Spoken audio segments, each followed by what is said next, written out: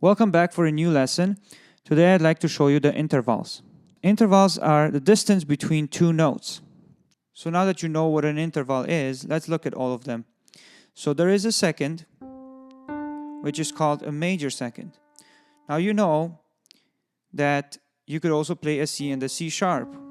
Now this is called a minor second. So minor second, major second.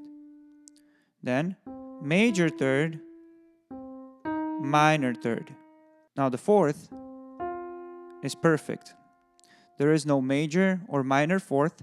There is only a perfect fourth. But there is an augmented fourth, and this would be a diminished fourth, which is the same thing as a major third. Now the augmented fourth is called a tritone. The fifth is also perfect.